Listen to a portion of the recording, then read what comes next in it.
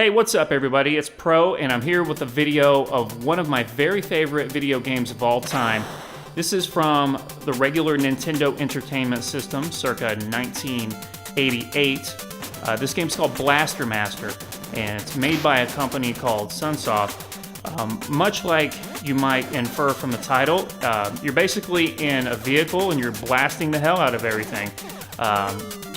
So you have this, it looks like a sort of a space-age tank, and you can jump really high with this vehicle. There's a lot of very cool things that you can do once you progress in the game, but one of the things I like about it the most is you can turn it on and it's instant fun. It's just a fun game. This game was a little bit under the radar when it came out. Not a lot of people had this game, but the people who did, or the people who knew about it, they just had an absolute blast with the game.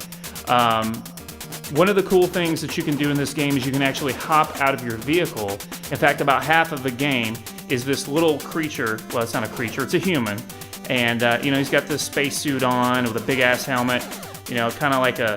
I'm not going to say that. But anyway, he's got this huge helmet, he's got guns, he's got grenades, and what I'm doing right now is I'm running in and out of this building where you can get a lot of power-ups for your vehicle, but also for your character that can jump out of the vehicle. If you'll notice here on the left-hand side, I have a power level, which is basically health, and then above that, I have a gun level, and then the more you build up your gun, the more powerful it is, obviously, and I'll run in and out of here a couple of times so you can kind of get the gist, but, you run in, you get your power-ups, you go back outside, you reset it, you go back in, and, rinse and repeat until you're maxed out.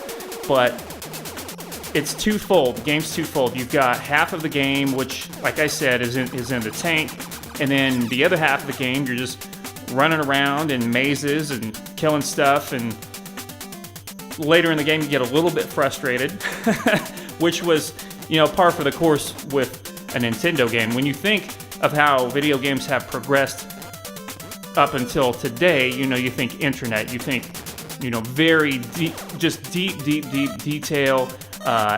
Everything has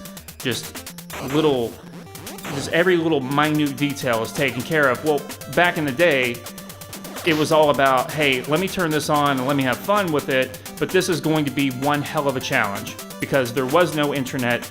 At least not on a mainstream basis, definitely not dial-up or high-speed internet. No one had internet at home. The only way that you could beat a game was by trial and error, a lot of time, or if you knew somebody who had beaten the game, then they could give you some hints. Tell you a little, it's funny now, but back then it wasn't funny for my mother. When I couldn't beat a game and I was just at wit's end and I had spent 2 or 3 months trying to beat it, you could actually call Nintendo. They had a Nintendo Power hotline.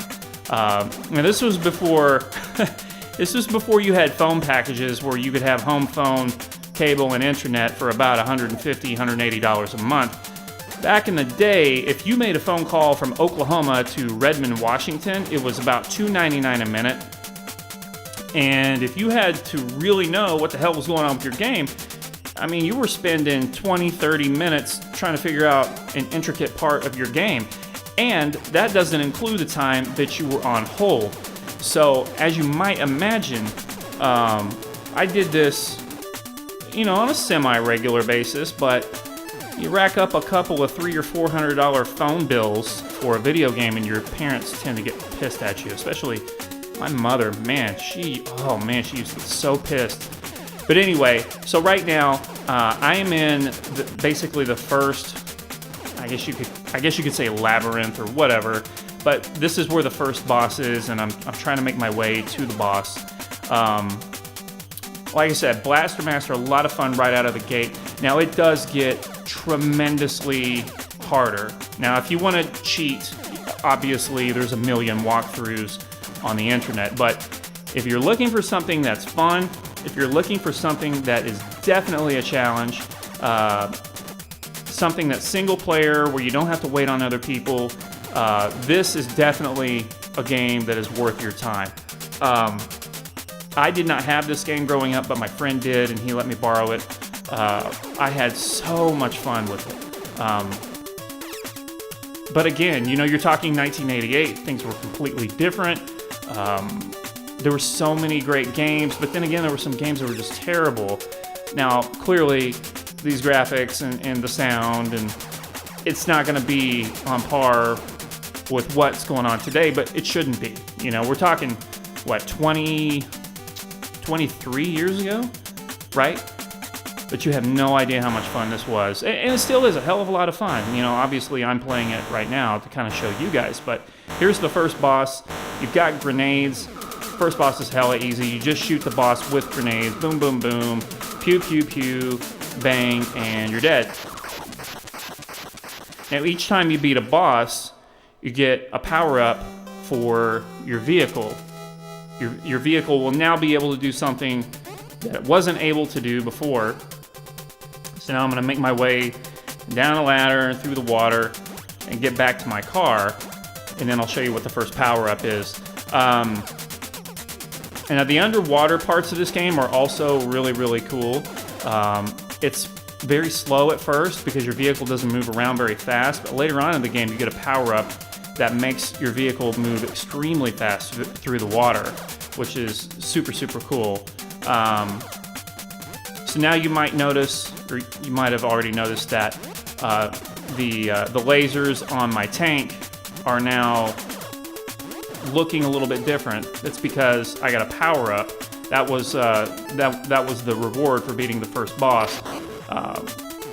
Now another cool thing about your vehicle is you also have 3 different alternative weapons to your laser. You've got lightning bolts that shoot out of the bottom of your car. You have missiles that shoot straight forward, and what I'm doing right now is I'm making my way down here to get these homing missiles.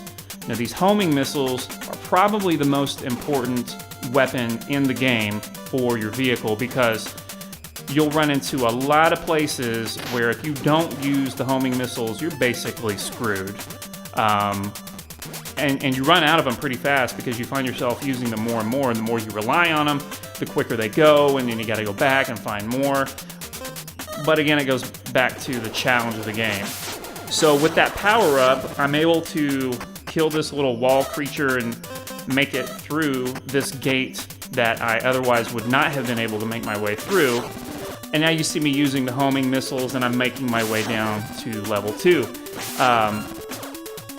First level, extremely easy. I mean, 10 minutes or less if you know what you're doing. Second level is a little bit harder, and so on and so forth. Guys, thanks for watching. I'm going to do a couple of more of these videos for Blaster Master, and then I plan on doing more videos for other old school Nintendo, Super Nintendo, Sega Genesis, those sorts of platforms.